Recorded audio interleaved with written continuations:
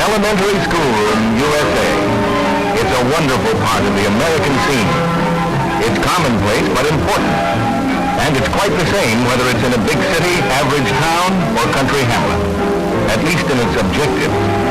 In this room, our children develop character, acquire knowledge, make lasting friendships, become adjusted to our social life, and prepare for the successful future that our school system strives to ensure. Mrs. Simmons tries to be a second mother in addition to being a teacher. She has the qualifications of both.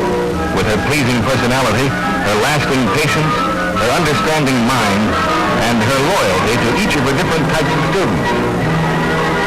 She has her daydreamers, her chatterboxes, her mischief makers, and the one or two who always seem to be a little ahead of the group. Jerry isn't as big as some of the other boys, but that doesn't bother him. Despite his small stature, he's the one who's usually in there with the right pitch in a ball game, the right approach for a trade, or the right answer to a question. And if it isn't right, at least it's an enthusiastic. He likes baseball, buds, bubblegum, and bells, like those that ring when school is out.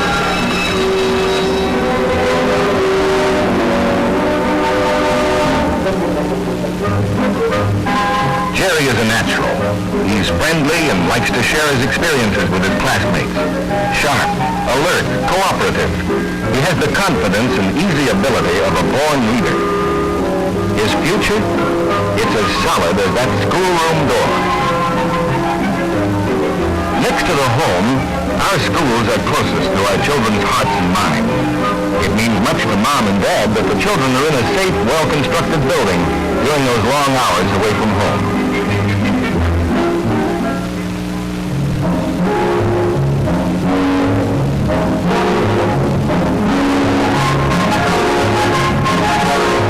Most of a youngster's life is geared to learning. It's a combined program. The children's problems are the parents' problems.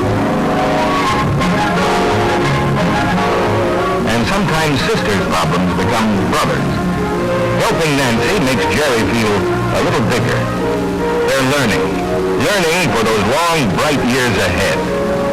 Bright years that schools such as these can make possible, or can destroy at any time.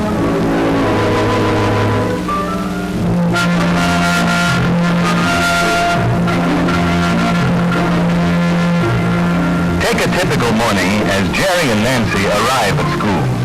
Their mother drops them off as she goes to do the family shopping.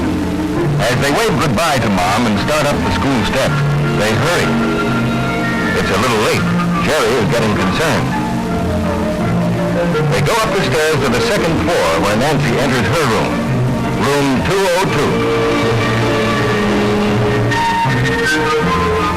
Jerry walks quickly to his own room at the other end of the hall. He doesn't like to be late, and most of his classmates are already in the room. He's a little excited. Something is going to happen in this school today, something his family and teachers will never forget. Jerry thinks he knows. If you care to ask him, he'll tell you.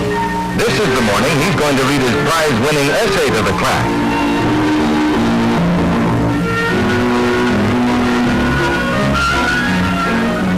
About an hour and a half later, Mrs. Simmons finishes the arithmetic lesson, asks the children to close their books, and motions to Jerry to come forward.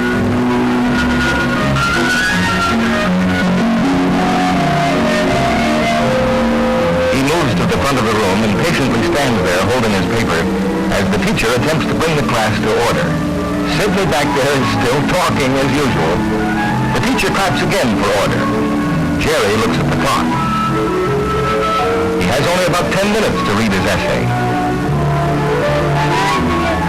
He begins, nervously at first, but as he moves through the first few seconds of the now familiar lines, he feels better. The number was very small. The problems were very large. If they had faith in the future of a great country, they could build for themselves and the generations to come. They were willing to make sacrifices to provide these future generations.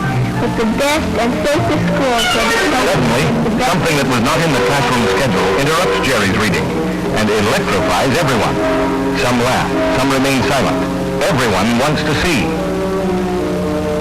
One glance convinces Mrs. Simmons the smoke is real. She moves fast to calm the youngsters, restore order. That's her first job.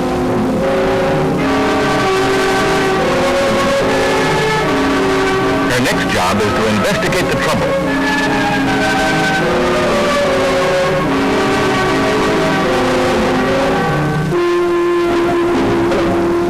What she sees outside stuns her.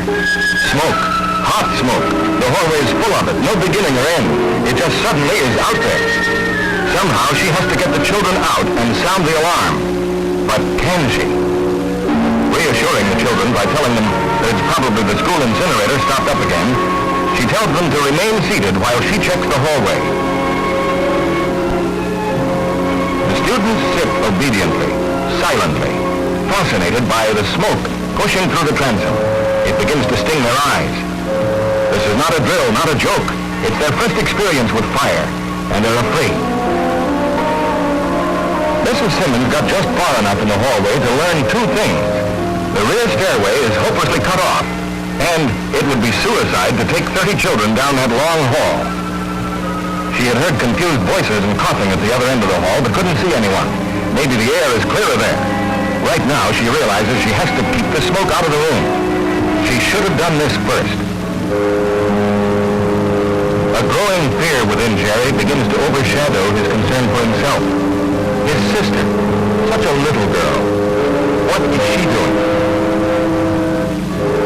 Downstairs, the air is clear. Mr. Evans, newly appointed principal of the school, is talking to his secretary as a student rushes in with information that there is smoke in the stairway.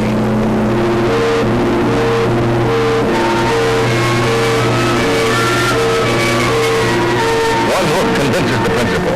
He tells his secretary to sound the school alarm bell while he checks the stairway.